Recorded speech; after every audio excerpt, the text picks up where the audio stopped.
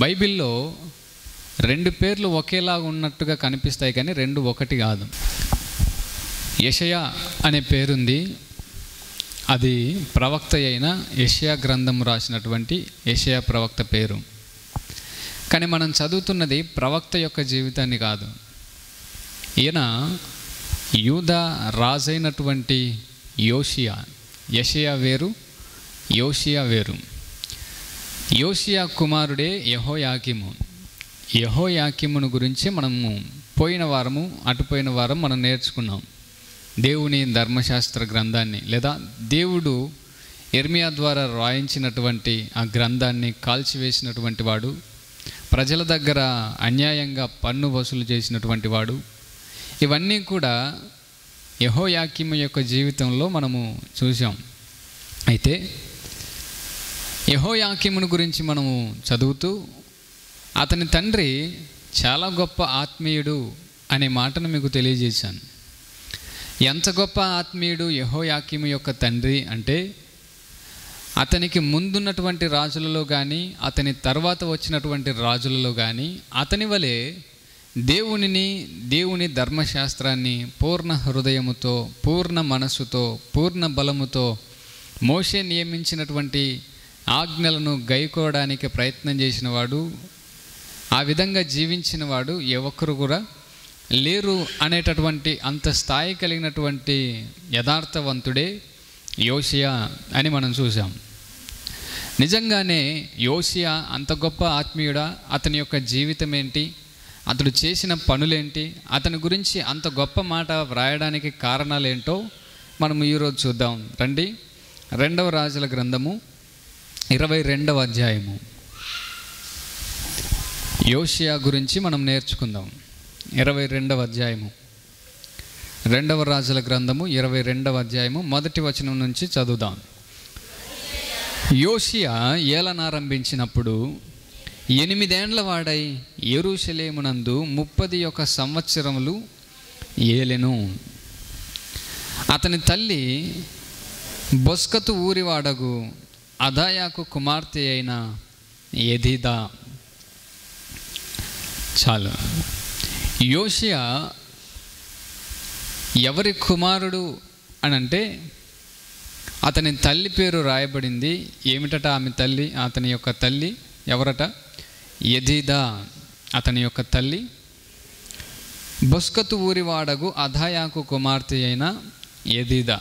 అతని తండ్రి ఎవరో అది కూడా ఒకసారి చూద్దాం. 21వ అధ్యాయము 26వ వచనం మాత్రమే చదువుదాం. ఉజ్జా యొక్క తోటలో అతనికి కలిగిన సమాధుల యందు అతడు పాతి పెట్టబడెను. అతని కుమారుడైన యోషియా అతనికి మారుగా రాజైను. అతడు అని ఉంది కాబట్టి అతడెవరో 25వ వచనంలో ఒకసారి చూద్దాం. ఆమోను చేసిన ఇతర కార్యములను గూర్చి యూదా రాజుల వృత్తాంతముల గ్రంథమందు వ్రాయబడి ఉన్నది.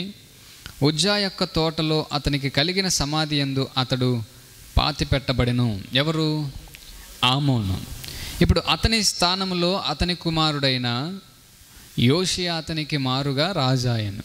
యోషియా యొక్క తండ్రి ఎవరట? ఆమోను. యోషియా యొక్క తల్లి ఎవరట? యెదీదా. అతని తండ్రి ఆమోను, అతని తల్లి యెదీదాగా మనకు బైబిల్లో పరిచయం చేస్తున్నాడు. తర్వాత యోషియాకు 2 భార్యలు ఉన్నట్టుగా కూడా మనం చూస్తాం. ఒకసారి చూద్దాం రండి. 23వ అధ్యాయం 31వ వచనం చదువుదాం. యెహోయాహాజు ఏలనారంభించినప్పుడు 23 ఏండ్ల వాడై యెరూషలేములో 3 సంవత్సరములు ఏలెను. యెహోయాహాజు ఎవరు అని అంటే మనం చూసాం. యెహోయాహాజు యోషియా యొక్క కుమారుడు. 30వ వచనం కూడా చూద్దాం పైన. అతని సేవకులు, యోషియా చనిపోయిన తర్వాత అతని సేవకులు అతని శవమును రథం మీద ఉంచి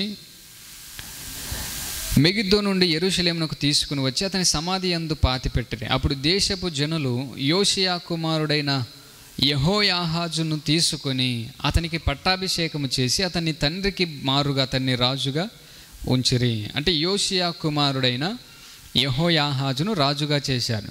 ఇప్పుడు యెహోయాహాజు యొక్క తల్లి ఎవరట? కిందికి వచ్చేసరికి 31వ వచనంలో ఉంది.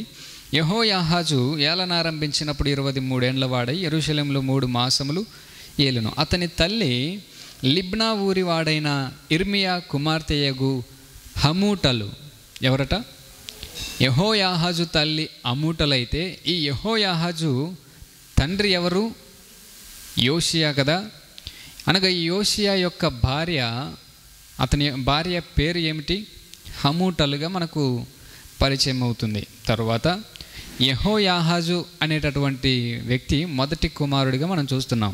ఇప్పుడు 36వ వచనం ఒకసారి చూద్దాం. యెహోయాకీము ఏలనారంభించినప్పుడు 25 ఏండ్ల వాడై యెరూషలేమున 11 సంవత్సరములు ఏలెను. ఎవరు? యెహోయాకీము. పైన ఉన్న వ్యక్తి ఏమో యెహోయాహాజు. ఇప్పుడు కింద చదువుతున్న వ్యక్తి ఏమో యెహోయాకీము. ఇతడు 25 ఏండ్ల వాడై యెరూషలేములో 11 సంవత్సరాలు పరిపాలన చేశాడట. అతని తల్లి ఎవరో చూడండి. అతని తల్లి రూమా ఊరి వాడైన పెదాయా కుమార్తెయగు జబూదా. ఎవరట? జబూదా. యెహోయాకీము తల్లి ఎవరు? జబూదాగా మనకు తెలుస్తుంది. అయితే జబూదా ఎవరికి భార్య అనంటే యెహోయాకీము ఎవరికైతే కుమారుడో అతనికి భార్యగా ఉండాలి కదా. ఇప్పుడు చూద్దాం రండి. 34వ వచనం. యోషియా కుమారుడైన ఎల్యాకీమును అతని తండ్రి అయిన యోషియాకు మారుగా రాజుగా నియమించి అతనికి యెహోయాకీమును మారు పేరు పెట్టి యెహోయాహాజు ఐగుప్తు దేశమునకు కొనిపోగా అతడచ్చట మృతి పొందెను. చూసారా? యెహోయాహాజు యొక్క తల్లి హమూటలైతే ఇదే యోషియాకు మరొక భార్య ఉంది. ఆమె పేరు జబూదా. ఆ జబూదా యొక్క కుమారుడే యెహోయాకీము. యోషియా మరణించిన తర్వాత ప్రజలందరూ కూడా యెహోయాహాజును రాజుగా నిర్ణయించారట. కానీ ఐగుప్తు దేశపు రాజు, పోయిన వారం నేను చెప్పాను కదా, ఐగుప్తు దేశానికి వెళ్ళి, క్షమించండి, అష్షూరు దేశానికి వెళ్ళి అక్కడ నుంచి మరలా తిరిగి వచ్చి ఇక్కడ ప్రజలు ఎవరినైతే యెహోయాహాజును రాజుగా చేశారో ఆ రాజును తీసుకొని ఐగుప్తు దేశానికి వెళ్ళిపోయి వెళ్తూ యోషియా యొక్క మరొక భార్య అయిన ఆమెకు పుట్టినటువంటి యెహోయాకీమును అనగా ఎల్యాకీమును యెహోయాకీము అనే మారు పేరు పెట్టి ఇక్కడ రాజుగా ఉంచడం మనం చూస్తున్నాం. అనగా యోషియా కుటుంబాన్ని నేను పరిచయం చేస్తున్నాను. యోషియా ఆమోను కుమారుడు. అతని తల్లి పేరు ఏమిటని చదివాం మనము? యెదీదా. ఏటట? యెదీదా. రెండవదిగా అతనికి 2 భార్యలు ఉన్నట్టుగా మనం చూస్తున్నాం. మొదటి భార్య పేరేమో హమూటలు, రెండవ భార్య పేరేమో జబూదా. అయితే 2 భార్యలతో పాటు కుమారులు కూడా ఉన్నట్టుగా మనం చూసాం. ఎంతమంది కుమారులు మనకు కనిపించారు ఇప్పుడు? యెహోయాహాజు ఒక తల్లికి పుట్టినట్టుగా, అలాగే యెహోయాకీము మరొక తల్లికి పుట్టినటువంటి వాడిగా మనకు కనిపిస్తుంది. అనగా 2 కుమారులు ఉన్నట్టుగా మనకు ఈ అధ్యాయంలో కనిపిస్తుంది. కానీ యోషియాకు ఇంకా ఎంతమంది కుమారులు ఉన్నారో ఒకసారి చూద్దాం రండి. దినవృత్తాంతముల మొదటి గ్రంథము 3వ అధ్యాయం. మొదటి దినవృత్తాంతముల గ్రంథము 14వ వచనం చదువుదాం. మనష్షేకు ఆమోను కుమారుడు. ఆమోను అనే పేరు మనము ఇప్పుడు చదువుకున్నాం. చూసారా? ఎవరు ఆమోను? యోషియా యొక్క తండ్రి. ఎవరు? యోషియా యొక్క తండ్రి ఆమోను. ఆమోను తండ్రి ఎవరట? మనష్షే కదా. మనష్షే యొక్క కుమారుడు ఆమోను. తర్వాత ఆమోనునకు యోషియా కుమారుడు.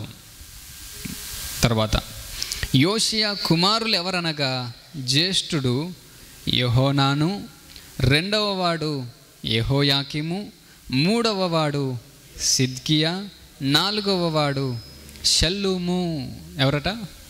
షల్లూము అనుంది చూడండి. 4 పేర్లు రాయబడింది. అందులో షల్లూము అనే పేరు ఒకటి, సిద్కియా ఒకటి, యెహోయాకీము ఒకటి, అలాగే యెహోనాను అనే పేరు మరొకటి. గమనించండి, ఈ యెహోయాకీముకు ఒక పేరుంది. యెహోయాకీముకు ఒక పేరుంది. ఆ పేరేంటి? ఎల్యాకీము కదా. ఎల్యాకీము ఉంది. తర్వాత మొదటివాడు ఎవరట? జ్యేష్ఠుడు యెహోనాను. యెహోనాను అనే పేరు మనకు ఇక్కడ తప్ప యోషియా కుమారుల గురించి యెహోనాను మొదటివాడుగా ఇక్కడ తప్ప మనకి ఎక్కడ కూడా కనిపించదు. ఇక రెండవ వాడు ఎవరట? యెహోయాకీము. వీడు చాలా ప్రాముఖ్యమైన వాడు. గ్రంథాన్ని కాల్చిన వాడు, ఇర్మియాను బహుగా ఇబ్బందులు పెట్టినవాడు ఈ యెహోయాకీమే రెండవ వాడు. మూడవ వాడు సిద్కియా. నాలుగవ వాడు షల్లూము. ఎవరట? షల్లూము. షల్లూము అనేటటువంటి పేరే యెహోయాహాజుకు కూడా ఉంది అనే విషయాన్ని గమనించండి. షల్లూము అన్న యెహోయాహాజు మొదటిగా ప్రజలు రాజుగా చేశారు చూసారా, అతని పేరైనా రెండు ఒకటే అనే విషయాన్ని ఒకసారి చూద్దాం రండి. ఇర్మియా గ్రంథం 22వ అధ్యాయము 11వ వచనం. 11వ వచనం చదువుదాం. ఇర్మియా గ్రంథము 22:11. తన తండ్రి అయిన యోషియాకు ప్రతిగా ఏలినవాడై ఈ స్థలములో నుండి వెళ్ళిపోయిన యూదా రాజైన యోషియా కుమారుడగు షల్లూమును గూర్చి యెహోవా ఇలాగు సెలవిచ్చుచున్నాడు. చూసారా, షల్లూమును గురించి రాయబడిందట. ఎవరు ఈయన? యోషియా కుమారుడైన షల్లూమును గురించి ఏమని రాయబడింది? ఈ దేశమునిక చూడక వారు అతన్ని తీసుకొని పోయిన స్థలమునందే అతడు చచ్చును అనుంది. చూసారా, షల్లూమును ఒక దేశానికి తీసుకొని వెళ్తారు. అలా తీసుకుని వెళ్ళిన ఆ దేశంలోనే షల్లూము చచ్చిపోతాడు అని దేవుని ప్రవక్తగా ఇర్మియా ప్రవచనం చెప్తున్నాడు. అనగా ఇప్పుడు ఎవరు ఈ షల్లూమును తీసుకొని వెళ్ళిపోయారయ్యా అంటే, ఐగుప్తు రాజు అషూరు నుంచి వచ్చి అక్కడ ఉన్నటువంటి యెహోయాహాజును ఐగుప్తు దేశానికి తీసుకొని వెళ్ళిపోయాడు. చూసారా, ఆ యెహోయాహాజునే ప్రవక్త అయినటువంటి ఇర్మియా అంటున్నాడు షల్లూము అని చెప్పి. అనగా షల్లూము అన్న యెహోయాహాజు అన్న ఇద్దరు కూడా ఒకటే అనే విషయాన్ని మనం గమనించాలి. అలాగే యెహోయాకీము అన్న ఎల్యాకీము అన్న ఇద్దరు కూడా ఒకటే అనే విషయాన్ని కూడా మనం గమనించాలి. అయితే మొదటిగా అతని తల్లిదండ్రులు ఎవరో మనం చూసాం. రెండవదిగా అతని భార్యలు ఎంతమందో వాళ్ళ పేర్లు ఏంటో చూసాం. మూడవదిగా అతనికి ఎంతమంది కుమారులో వారి పేర్లు ఏమిటో కూడా మనము చూసాం. ఇప్పుడు అతడు ఏ వయసులో పరిపాలనకు వచ్చాడో ఒకసారి 22వ అధ్యాయము 2వ రాజుల గ్రంథం చూద్దాం రండి. మొదటి వచనం. యోషియా ఏలనారంభించినప్పుడు 8 ఏండ్ల వాడై యెరూషలేమునందు 31 సంవత్సరములు ఏలెను. 8 సంవత్సరాల వయసులోనే పరిపాలనలోనికి వచ్చాడు. యోషియా ఎన్ని సంవత్సరాల వయసులో పరిపాలనకు రాజుగా చేయబడ్డాడట? 8 సంవత్సరాల వయసులో. అతని తండ్రి ఆమోనుగా మనం చూసాం కదా. ఆమోను కేవలం 2 సంవత్సరాలు మాత్రమే పరిపాలన చేశాడు. అంతకుముందు అతని తాత అనగా ఆమోను యొక్క తండ్రి మనష్షే అని చదివాం. మనష్షే ఏ రాజు కూడా యూదులను పరిపాలన చేయనంతకాలం, సుదీర్ఘకాలం అంటారు చూసారా, అలా సుదీర్ఘకాలము 55 సంవత్సరాలు యూదులను రాజుగా పరిపాలన చేశాడు. ఎవరు? మనష్షే. ఆ మనష్షే ఎంతగా దేవునికి కోపాన్ని పుట్టించాడయ్యా అంటే, ఒక సమయంలో మనష్షే గురించి రాయబడిన మాట ఏంటయ్యా అంటే, అతడు దుష్టులను మించిన దుష్టత్వాన్ని చేసిన వాడట. ఏంటి? దుష్టులను మించిన దుష్టత్వం చేసినవాడు. అలాంటి మనష్షే తనకు పట్టినటువంటి గతి ఏమిటో అవన్నీ కూడా రాబోయే రోజుల్లో మనము యూదా రాజుల యొక్క చరిత్రను మనం తెలుసుకోబోతున్నాం. కాబట్టి మొదటిగా యెహోయాకీము నుంచి మనం ప్రారంభించాం. ఈరోజు యోషియా గురించి చదువుతున్నాం. ఇక యూదా రాజులు అలాగే ఇశ్రాయేల్ రాజులు మొత్తం కలిపి 42 మంది. మొత్తం కలిపి ఎంతమంది? 42 మంది. ఈ విషయాన్ని జ్ఞాపకం పెట్టుకోండి. ఇశ్రాయేలీలు ఎప్పుడైతే ఐగుప్తు దేశం నుంచి బయటకు వచ్చారో, కనానును పంచుకున్నారో, వారికి మొదటి రాజు ఎవరు? సౌలు కదా. అప్పుడు ఇశ్రాయేలీలు యూదులు ఇదేం లేదు, తేడా ఏం లేదు, అందరూ కూడా ఒకే రాజ్యంగా ఉన్నారు. అలా ఒకే రాజ్యంగా ఉన్న వారిని పరిపాలన చేసిన మొదటి రాజు ఎవరు? సౌలు. సౌలు తర్వాత అదే రాజ్యాన్ని పరిపాలన చేసిన రెండవ రాజు ఎవరు? దావీదు. దావీదు తర్వాత మరలా అదే రాజ్యాన్ని పరిపాలన చేసిన మూడవ రాజు ఎవరు? సొలొమోను. ఈ సొలొమోను తర్వాత తన కుమారుడైన రెహబాము వచ్చిన తర్వాత ఆ రెహబాము కాలంలోనే గొడవలు జరగడం, రెహబాము యొక్క చేసినటువంటి ఆ పని వల్ల, అతడు తీసుకున్న నిర్ణయం వల్ల రాజ్యము రెండుగా విడిపోవడం జరిగింది. ఓకే, అనగా ముగ్గురు రాజులు సమైక్య రాజ్యాన్ని ఏలుబడి చేశారు. అలాగే సమైక్య రాజ్యాలను పరిపాలన చేసిన వారు ఎవరయ్యా అంటే సౌలు, దావీదు, అలాగే సొలొమోను. ఈ ముగ్గురు రాజులు సమైక్య రాజ్యాన్ని పరిపాలన చేశారు. తర్వాత 10 గోత్రాల వారు సపరేట్ రాజులను పెట్టుకున్నారు. మిగిలిన యూదా అలాగే బెన్యామీను గోత్రం వారు సపరేట్ రాజులను పెట్టుకున్నారు. ఈ 10 గోత్రాల వారిని ఏలుబడి చేసినటువంటి రాజులు 19 మంది. ఎంతమంది? 19 మంది. అలాగే ఈ 2 గోత్రాలను ఏలుబడి చేసినటువంటి రాజులు 20 మంది. ఎంతమంది? 20 మంది. ఇక్కడ 19 ఇటు 20 మొత్తం కలిపితే 39. తర్వాత ఒక 3 అంతటి కలిపి పరిపాలన చేశారు కదా ముగ్గురు రాజులు. మొత్తం కలిపితే 42 మంది రాజులు. 42 మంది రాజుల యొక్క జీవిత చరిత్రలు ఈరోజు మనం యోషియా గురించి మనం నేర్చుకుంటున్నాం. యోషియా ఇప్పుడు ఈ 42 మంది రాజులలో నంబర్ 1 ఆత్మీయుడు, యథార్థవంతుడు ఎవరు అని చెప్పంటే ఈరోజు మనం చదువుతున్నటువంటి యోషియా. 8 సంవత్సరాల వయసులో మొదటి వచనం చూద్దాం, 22వ అధ్యాయం. యోషియా ఏలన ఆరంభించినప్పుడు 8 ఏండ్ల వాడే యెరూషలేమునందు 31 సంవత్సరములు ఏలెను. 31 సంవత్సరాలు పరిపాలనను ప్రారంభించాడు. 8 సంవత్సరాల వయసులో ఏం తెలుస్తుందని పరిపాలన అప్పగించారు అని చెప్పంటే గమనించండి, అతని వయసు చిన్నగా ఉన్నప్పుడు రాజుగా అతన్ని నిలబెడతారు, కానీ పరిపాలన మాత్రము తన కింద ఉన్నటువంటి యాజకులు కావచ్చు, అధికారులు కావచ్చు, అతనికి వయసు వచ్చేంత వరకు, అతనికి మంచి చెడు అలాగే రాజ్యాన్ని పరిపాలన చేసేటటువంటి స్థాయి వచ్చేంత వరకు కింద ఉన్నటువంటి యాజకులు అలాగే అధికారులు, అధిపతులే నడిపిస్తూ ఉండేవారు అనే విషయాన్ని ఒకసారి జ్ఞాపకం పెట్టుకోండి. ఈ విషయం మనకు యోవాషు అనేటటువంటి ఒక రాజు గురించి నేను చెప్తున్నప్పుడు మీకు తెలియజేస్తాను. 8 సంవత్సరాల వయసులో పరిపాలనకు వచ్చాడు. ఇప్పుడు 12 సంవత్సరాల వయసు వచ్చేసరికి ఏం చేస్తున్నాడో ఒకసారి మనము దినవృత్తాంతముల గ్రంథంలో చూద్దాం రండి. 12 సంవత్సరాల వయసులో అతడు ఏం చేస్తున్నాడు? దినవృత్తాంతముల 2వ గ్రంథము 34వ అధ్యాయము. అతడు యెహోవా దృష్టికి నీతిని అనుసరించుచు కుడికైనను ఎడమకైనను తొలగకుండా తన పితరుడైన దావీదు చూపిన ప్రవర్తనకు సరిగా ప్రవర్తించెను. తన ఏలుబడి యందు 8వ సంవత్సరమున తానింకను బాలుడై ఉండగానే అతడు తన పితరుడైన దావీదు యొక్క దేవుని యొద్ద విచారించుటకు పూనుకొన్నవాడై ఏంటట, అతడు 8వ సంవత్సరమున తానింకను బాలుడై ఉండగానే అతడు తన పితరుడైన దావీదు యొక్క దేవుని యొద్ద విచారించుటకు పూనుకున్నాడు. 12 సంవత్సరాల వయసులో ఏం చేశాడో దానికంటే ముందుగా 8 సంవత్సరాల వయసులో పరిపాలనలోనికి రాజుగా వచ్చిన తర్వాత వెంటనే అతడు చేసిన పని ఏమిటట? దేవుని యొద్ద విచారణ చేయడం ప్రారంభించాడు. దావీదు సేవించినటువంటి దేవుని దగ్గర విచారణ చేయడం, దేవునికి ప్రార్థన చేయడం, ఏ పని చేసినా దేవుణ్ణి అడిగి చేయాలనేటటువంటి మంచి ఉద్దేశంతో పరిపాలనలోనికి వచ్చినటువంటి అతి చిన్న రాజు ఎవరు? యోషియా. అయితే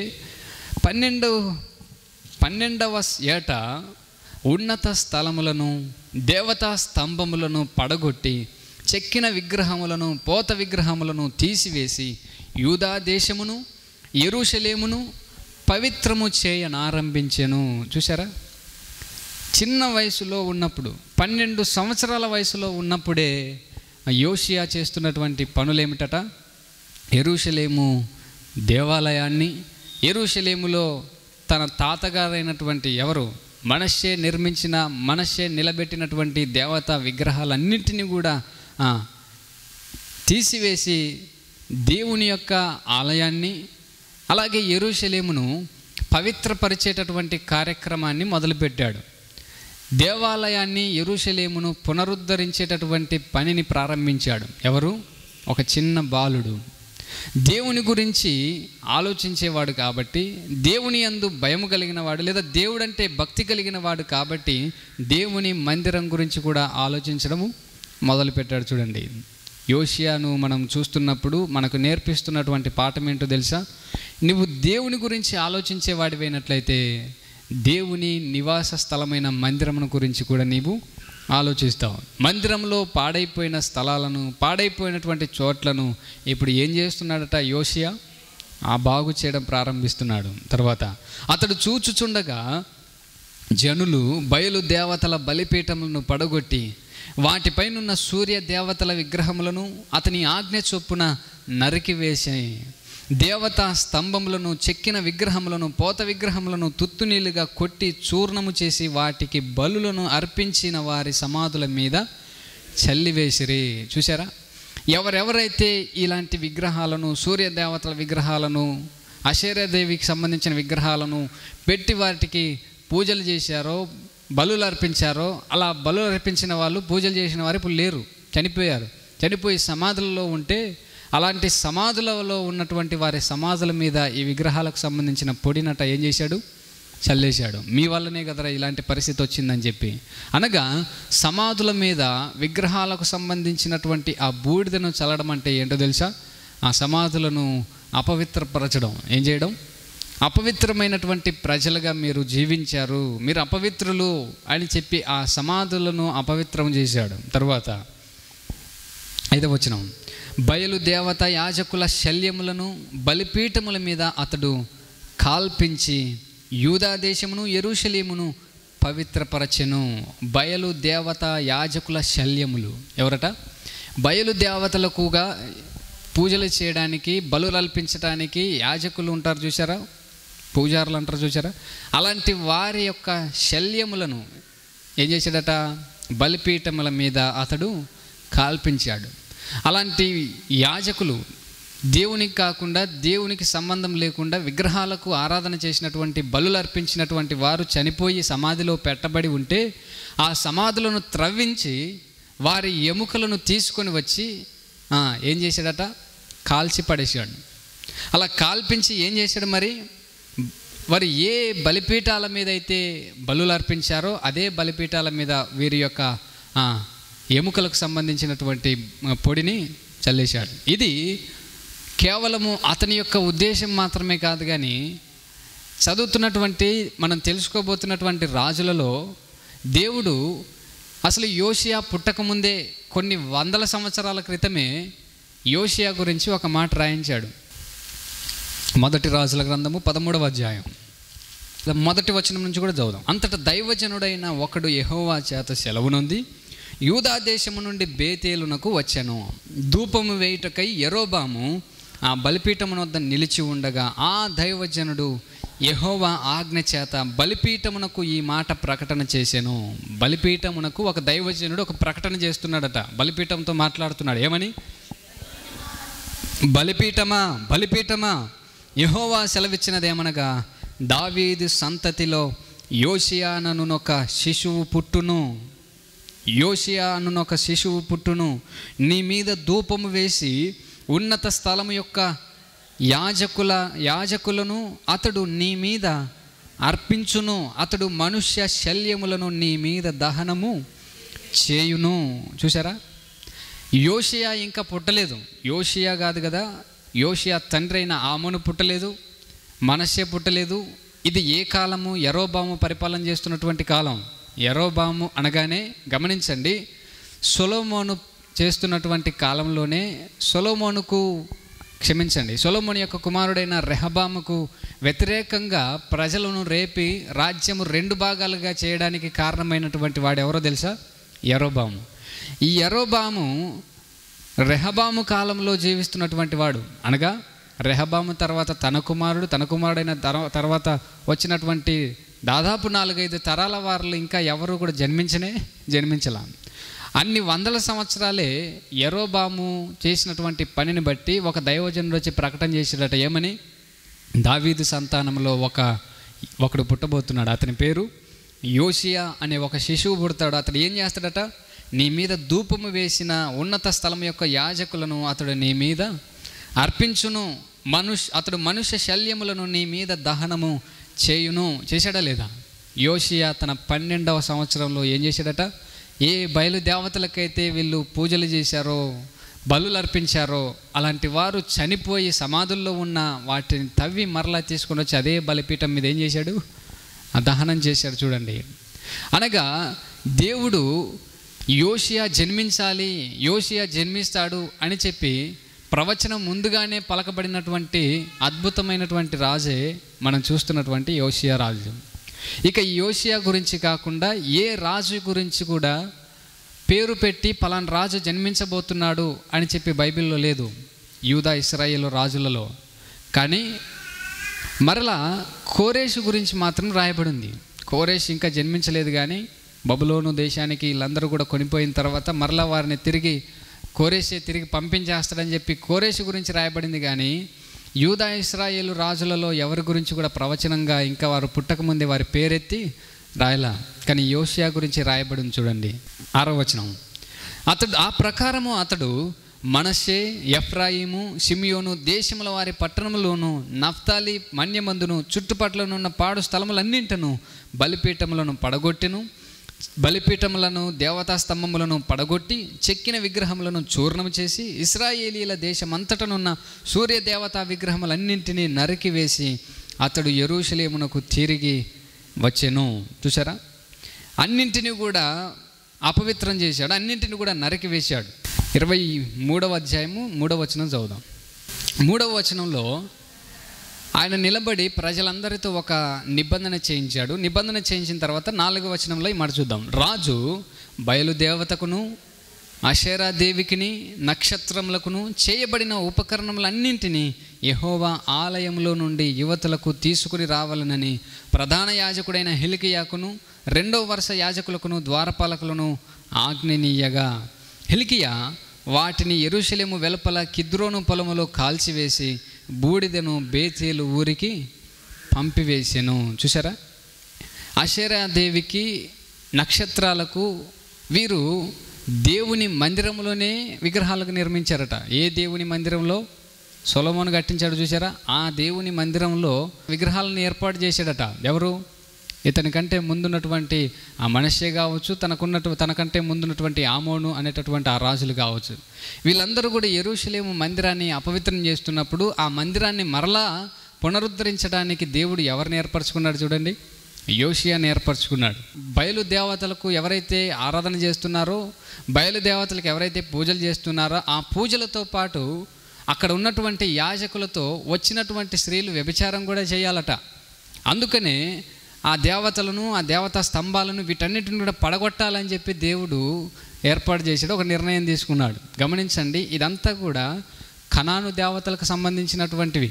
అషేరా దేవి కావచ్చు, మెలెకు దేవత కావచ్చు, అలాగే అక్కడ ఉన్నటువంటి ఈ దేవతలందరూ కూడా కనాను దేవతలు. అందుకే దేవుడు అబ్రహాముతో నిబంధన చేస్తున్నప్పుడు ఏమన్నాడు తెలుసా? కనాను దేశాన్ని నీకు ఇవ్వబోతున్నాను, వారి యొక్క పాపం ఇంకా పండలేదు కాబట్టి నీ 4వ తరం వారు అక్కడికి వెళ్తారు అన్నాడు. ఎందుకని కనాను దేశాన్ని, అక్కడ ఉన్నటువంటి ప్రజలు దేవుడికి ఇష్టం లేదా అని చెప్పంటే వారి ఇష్టమే, కానీ వారు చేసేటటువంటి పనులేవి ఇష్టమైనవి కాదు. మంచి భూభాగాన్ని కనాను ప్రజలకు ఇస్తే కనానులో ఉన్నటువంటి వారు విగ్రహాలను నిలబెట్టుకొని వారు చేస్తున్నటువంటి పనులు ఏంటి? పిల్లల్ని తీసుకొని వెళ్ళి ఆ దేవతల ముందు అగ్నిగుండంలో పడేయడం, అక్కడే వ్యభిచారం చేయడం, అక్కడే ఉన్నటువంటి వారిని ఇష్టం వచ్చినట్టుగా రాళ్లతో కొట్టి చంపడం, ఇవన్నీ కూడా చేస్తున్నప్పుడు పైగా వారు దేవత పేరు మీద, దేవుళ్ళ పేరు మీద చేస్తున్నప్పుడు ఇలాంటి వారికన్నా నీ దేశాన్ని ఇచ్చిందని చెప్పి వారిని తీసేయడానికి దేవుడు నిర్ణయం తీసుకున్నాడు. ఈరోజు వాటి గురించి మనం మాట్లాడుతున్నప్పుడు అలాంటి దేవతలను, అలాంటి విగ్రహాలను పడదోస్తున్నారని చెప్పి, పడగొట్టారని చెప్పి బైబిల్లో రాయబడిన మాటలు మనం చదువుతున్నప్పుడు విగ్రహారాధన నా దేవుడు ఒప్పుకోడు అని చెప్పి మన మీద పడుతున్నారు. మరి విగ్రహారాధన పేరుతో వారు ఏం చేస్తున్నారట? అక్కడ వ్యభిచారం చేస్తారా? విగ్రహారాధన పేరుతో అక్కడ మీ పిల్లల్ని దహనం చేస్తారా? ఇవన్నీ కూడా మొన్న కూడా జరిగింది చూసారా? ఎవరో ఆమె చెప్పిందట, నన్ను చంపి మరలా చెల్లిని కూడా బతికించుకొని వస్తానని చెప్పి ఇద్దరు అమ్మాయిలు చనిపోయారు. ఇవన్నీ కూడా చూస్తున్నప్పుడు దేవుళ్ళు అంటే పిల్లలను బహుమానంగా ఇచ్చేవాడిగా ఉండాలి, కానీ బలి తీసుకునేవాడిగా మాత్రం ఉండడానికి వీల్లేదు. అది దేవుని యొక్క ఉద్దేశం. నేను ఇచ్చినటువంటి వారిని మరలా మీరు బలులకు అర్పిస్తున్నారని చెప్పి దేవుడు వారి మీద బహుగా కోపగించుకున్నాడు. అయితే 12వ సంవత్సరంలో, యోషియా యొక్క పరిపాలన 12వ సంవత్సరంలో ఈ విషయాలన్నీ కూడా జరుగుతున్నట్టుగా మనం చూస్తున్నాం. అయితే ఇదే యోషియా 12వ సంవత్సరం ముగిసిన తర్వాత 13వ సంవత్సరంలో దేవుడు ఒక ప్రవక్తను లేపాడు. ఎన్నో సంవత్సరంలో? 13వ సంవత్సరంలో. అతడెవరో ఒకసారి చూద్దాం రండి. ఇర్మియా గ్రంథము 1వ అధ్యాయం 2వ వచనం చూద్దాం. ఆమోను కుమారుడైన యోషియా యూదాకు రాజై ఉండగా అతని ఏలుబడి 13వ సంవత్సరమున యెహోవా వాక్కు ఇర్మియాకు ప్రత్యక్షమాయెను. చూసారా? 12వ సంవత్సరంలో మందిర ప్రక్షాళన జరిగిపోయింది. యోషియా యొక్క 12వ సంవత్సరంలో. ఇప్పుడు 13వ సంవత్సరంలో దేవుడు ఎవరిని లేపుతున్నాడట? ఇర్మియాను ప్రవక్తగా లేపుతున్నాడు. చూడండి, అనగా యోషియా, ఇర్మియా వీళ్ళిద్దరూ కూడా ఒకే ప్రాంతంలో ఉన్నటువంటి వారు, ఒకే సమయంలో పరిచర్యను చేసినటువంటి, ఒకే సమయంలో ప్రవక్తగా ఇర్మియా ఉన్నాడు, అలాగే రాజుగా యోషియా కూడా పరిపాలన చేస్తున్నాడు. వీళ్ళిద్దరూ కూడా సమకాలికులే అనే విషయాన్ని మనం గమనించాలి. అయితే ఇర్మియా అలాగే యోషియా వీరిద్దరూ కూడా ఒకరంటే ఒకరికి చాలా ప్రేమ కలిగినటువంటి వారు, ఒకరంటే ఒకరి మాటను గౌరవించేటటువంటి ఆత్మీయత కలిగినటువంటి వారు. ఇప్పుడు యోషియా యొక్క పరిపాలన అంత సాఫీగా సాగుతుంది అని చెప్పంటే కారణం ఏంటో తెలుసా?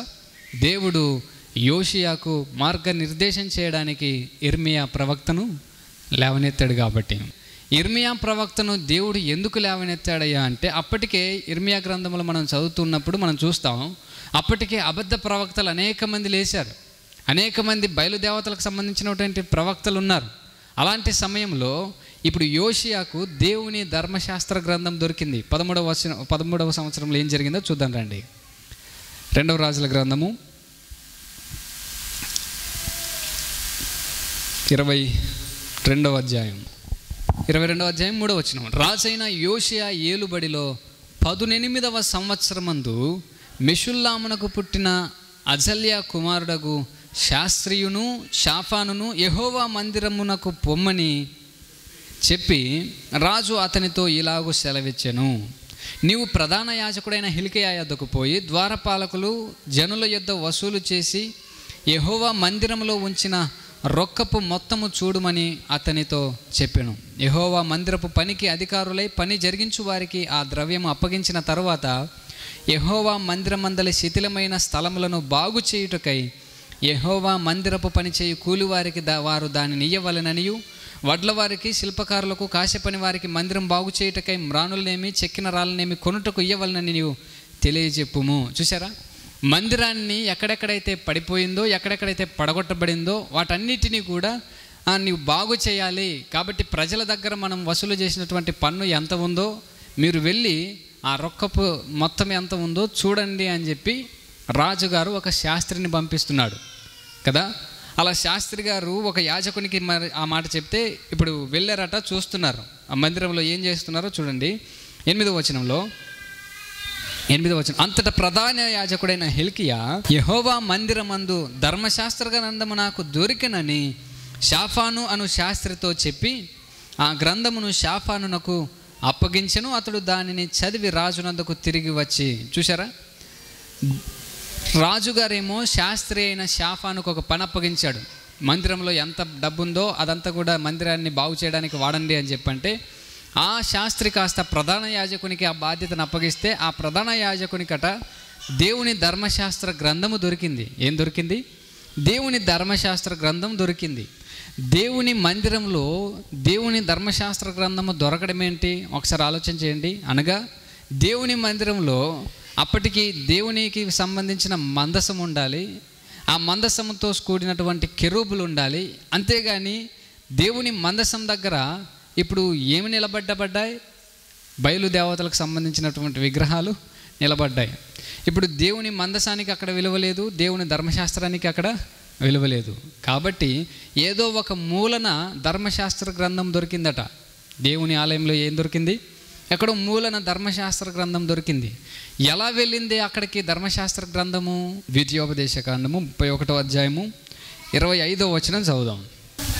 మోషే యెహోవా నిబంధన మందసమును మోయు లేవీలను చూచి ఆజ్ఞాపించినదేమనగా, మీరు ఈ ధర్మశాస్త్ర గ్రంథమును తీసుకొని మీ దేవుడైన యెహోవా నిబంధన మందసము ప్రక్కన ఉంచుడి, అది అక్కడ నీ మీద సాక్ష్యముగా ఉండును. చూసారా, దేవుని నిబంధన మందసం ఎక్కడైతే ఉంటుందో ఆ మందసం పక్కనే ఇప్పుడు ఏమి కనిపించాలి? దేవుని ధర్మశాస్త్ర గ్రంథము కనిపించాలి. కానీ దేవుని మందిరములో ప్రధాన యాజకుడైన హిల్కియా వెళ్ళి వెతుకుతూ ఉన్నప్పుడట దేవుని నిబంధన మందసం పక్కన ధర్మశాస్త్రం దొరకాలి. కానీ అక్కడ నిబంధన మందసము లేదు, నిబంధన మందసం పక్కన ధర్మశాస్త్రము లేదు. ఎక్కడో మూలన పడిపోయి శిథిలమైపోయి, ఆ శిథిలమైపోయిన అంటే గోడలు పడిపోయి ఆ మూలన ఎక్కడో పడిపోయినటువంటి ఆ గ్రంథము దొరికెను అని చెప్పంటే వెతికితే దొరుకుతుందా, లేకపోతే వెళ్ళగానే కనిపిస్తుందా చెప్పండి? ఎక్కడో మూలకి కనిపించింది. అప్పుడు దొరికినప్పుడు అది తీసుకొని వచ్చాడట. అది తీసుకుని వచ్చి రాజుగారి దగ్గర చదవడం స్టార్ట్ చేశాడు. చూద్దాం రండి. 2వ రాజుల గ్రంథం, అనగా ధర్మశాస్త్ర గ్రంథము దేవుని ఆలయంలోనికి ఎలా వెళ్ళిందయ్యా అని చెప్పంటే, దేవుడు మోషే ద్వారా ఈ కట్టడ నియమించాడు. ఏమని? మందసము ఎక్కడ ఉంటే అక్కడ ధర్మశాస్త్ర గ్రంథం కూడా ఉండాలి అనేది.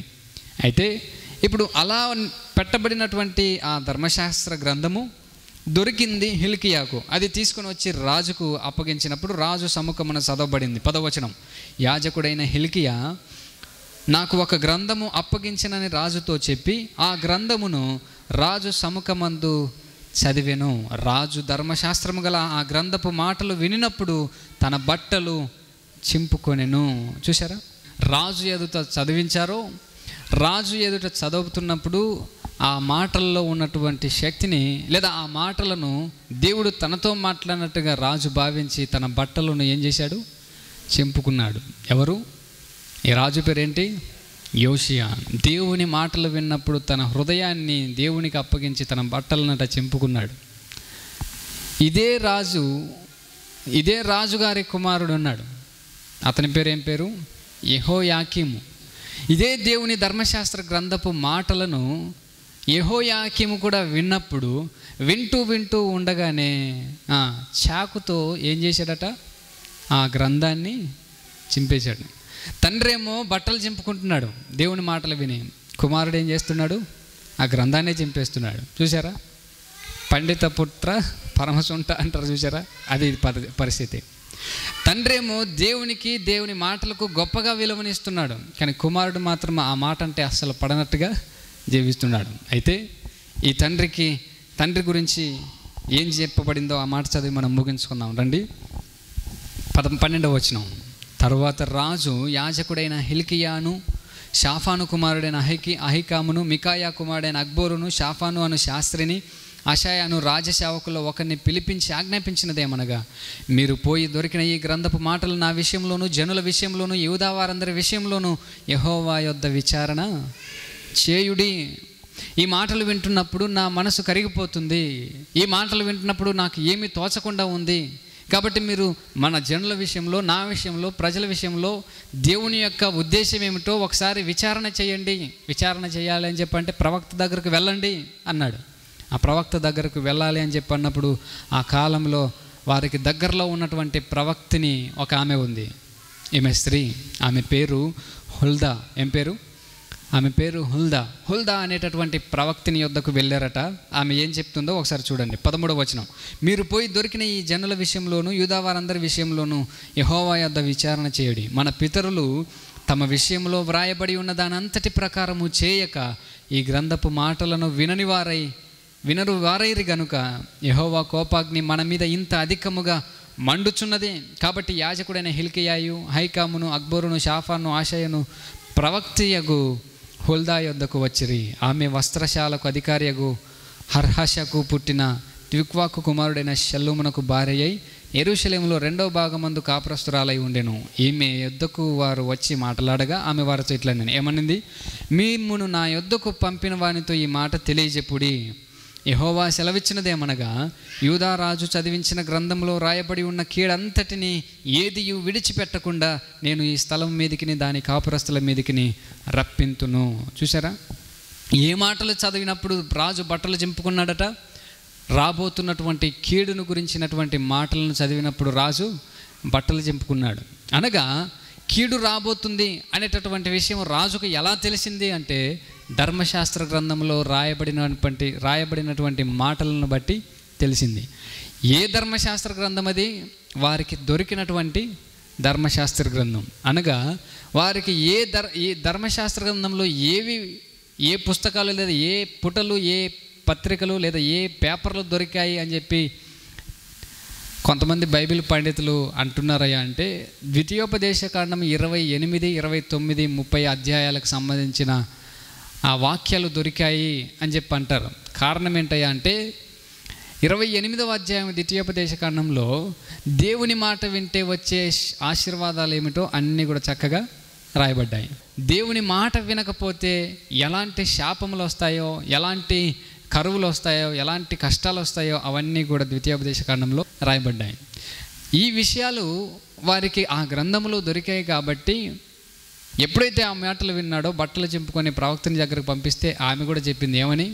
దేవుడు తప్పనిసరిగా మీరు చదివించినటువంటి ఆ గ్రంథంలో ఉన్న కీడంతటిని దేవుడు ఈ పట్టణం మీదకి రప్పించబోతున్నాడు. ప్రజలు నన్ను విడిచిపెట్టేశారు. యోషియా రానంత వరకు ప్రజలందరూ కూడా ఏం చేస్తున్నారు చెప్పండి? బయలుదేవతల్ని ఆరాధిస్తున్నారు. ప్రజలందరూ కూడా దారి తొలగిపోయినటువంటి పరిస్థితుల్లోనే ఉన్నారు. యోషియా వచ్చిన తర్వాతనే కదా అంతా కూడా కొత్త కొత్త పరిస్థితులు దారిలోనికి వచ్చాయి. అప్పుడు ప్రజల గురించి దేవుడు అంటున్నాడు ఏమని? ఈ ప్రజలు నన్ను విడిచి ఇతర దేవతలను అనుసరించడం స్టార్ట్ చేస్తున్నారు, కాబట్టి నా కోపము ఇంకా రగులుతుంది అని చెప్పి కిందికి వచ్చేసరికి అంటున్నాడు ఏమన్నా తెలుసా? చూడండి 18వ వచనం. యెహోవా యొద్ద విచారణ చేయుటకై మిమ్మును పంపిన యూదా రాజునకు ఈ మాట తెలియపరచుడి. ఇశ్రాయేలీల దేవుడని యెహోవా సెలవిచ్చినదేమనగా, ఈ స్థలము పాడగుననియు దాని కాపురస్తులు దూషణాస్పదములగుననియు నేను చెప్పిన మాటలు నీవు ఆలకించి మెత్తని మనస్సు కలిగి యెహోవా సన్నిధిని దీనత్వము ధరించి నీ బట్టలు చింపుకొని నా సన్నిధిని కన్నీళ్లు రాల్చితివి గనుక నీవు చేయు మనవిని నేను అంగీకరించి ఉన్నాను. చూసారా? ఎప్పుడైతే ఈ మాటలు చదివినప్పుడు ఆ యోషియా రాజు విన్నాడో ఏం చేశాడట? మెత్తని మనస్సు కలిగి ఉన్నాడు. ఏం చేశాడు? మెత్తని మనస్సును ధరించాడు. కానీ యెహోయాకీము ఆ మాటలు విన్నప్పుడు ఏం ధరించాడు? కఠిన హృదయాన్ని ధరించుకున్నాడు. ఇతడేమో మెత్తని హృదయాన్ని ధరించుకున్నాడు. కుమారుడేమో కఠినత్వాన్ని ధరించుకున్నాడు. ఇతడేమో దీనత్వాన్ని ధరించుకున్నాడు. అతడేమో అహాన్ని, కోపాన్ని రగిలించుకున్నాడు. ఇతడేమో తన బట్టలు చింపుకున్నాడు. ఆడేమో దేవుని గ్రంథాన్ని చించేశాడు. ఈరోజు ఈ మాటలు వింటున్నప్పుడు గమనించండి, దేవుని మాటను వింటున్నప్పుడు, దేవుని వాక్యాన్ని వింటున్నప్పుడు 2 పనులు చేయొచ్చు. దేవుని వాక్యం మీద నువ్వు కోపగించుకొనైనా కోపగించుకోవచ్చు, లేదా ఆ మాటలను విన్నప్పుడు నీవు మెత్తని హృదయం కలిగి దీనత్వం కలిగి నీ హృదయాన్ని మార్చుకొని నువ్వు కన్నీళ్లతో ప్రార్థనైనా చేయవచ్చు. యోషియా చేస్తున్నటువంటి పని ఏంటో తెలుసా? దేవుని వాక్యం విన్నప్పుడు తన ప్రతిస్పందన ఎలా ఉందట? మెత్తని హృదయాన్ని ధరించుకొని రాజు అని అనకుండా దీనుడైపోయాడు. రాజు సముఖమున చదివిను అని ఉంది చూసారా? ఆ వాక్యములు ఎక్కడ చదవబడ్డాయట? రాజు సముఖమున చదవబడిను అనగా రాజు సముఖమున చదవబడుతున్నప్పుడు చుట్టూ ఎవరుంటారు? యాజకులు ఉంటారు, చుట్టూ అధిపతులు ఉంటారు. వాళ్ళందరూ మధ్యలో ఆ మాటలు వింటున్నప్పుడే రాజు ఏం చేశాడు? బట్టలు చింపుకుంటున్నాడు. తన రాజరికాన్ని మర్చిపోయాడు, దీనత్వాన్ని ధరించుకున్నాడు. నేను రాజును కదా, అందరి ముందు నేను బట్టలు చింపుకుంటే నన్ను చిన్న చూపు చూస్తారేమో, ఈ ఆలోచనలన్నిటిని కూడా యోషియా మర్చిపోయాడు. ఏం చేశాడో తెలుసా? నేను దేవుని దృష్టిలో నేను చేసేటటువంటి ప్రార్థన, ఇతనికంటే ముందు మనష్షే ఉన్నాడు కదా తాత, అతనికంటే మనష్షే తండ్రి ఉన్నాడు. అతని పేరేం పేరు? హిజ్కియా ఉన్నాడు కదా, ఆయుష్ను పొడిగించుకున్నాడు ప్రార్థన చేసి. అతడు కూడా ఇదే పని చేశాడు. ఏం చేశాడు? దేవుని ఎదుట కన్నీళ్లు రాల్చి ఆయుష్ను 15 సంవత్సరాలు పొడిగించుకున్నాడు. తన ముత్తాత యొక్క చేసినటువంటి పనిని ఇప్పుడు యోషియా చేస్తున్నాడు. ఏమని? కన్నీళ్లతో ప్రార్థన చేస్తున్నాడు. నా పితరులు చేసినటువంటి పాపం వల్లనే ఈరోజు దేవుని కోపం మా మీద మండుతుంది. అలా దేవుడు ధర్మశాస్త్ర గ్రంథంలో ఏం కీడు రాబోతుందో అది తెలిసినప్పుడు ఆ కీడును రప్పించకుండా ఇతడు కన్నీళ్లతో ప్రార్థన చేస్తున్నాడు. కానీ గమనించండి, ఆ రోజు వారికి రాబోతున్న కీడు లోకానుసారమైనటువంటి కీడుని గురించి రాశాడు. కానీ ఇన్నిసార్లు మనం వాక్యం వింటున్నాం, ఇన్నిసార్లు నువ్వు బైబిల్ చదువుతున్నావు, దేవుని మాటలు వింటున్నావు, రాబోతున్నటువంటి కీడేమిటి? నరకము కదా. ఆ నరకములో ఒక్కసారి మనం వేయబడిన తర్వాత మరలా బయటకు వచ్చేటటువంటి అవకాశమే లేదు కదా. అలాంటి భయంకరమైనటువంటి పరిస్థితుల్లో ముందుందని తెలిసినప్పుడు మనము దీనత్వం ధరించకుండా, మెత్తని హృదయం ధరించకుండా, మాంసపు హృదయాన్ని ఇస్తానని చెప్పి దేవుడు అన్నాడు కదా, ఆ హృదయాన్ని మనం ధరించకుండా ఇంకా కఠినమైపోయి దేవుని మీదే తిరుగుబాటు చేసినట్లయితే ఎలా ఆ నరకం నుంచి మనము తప్పించబడతాం అన్నాడు.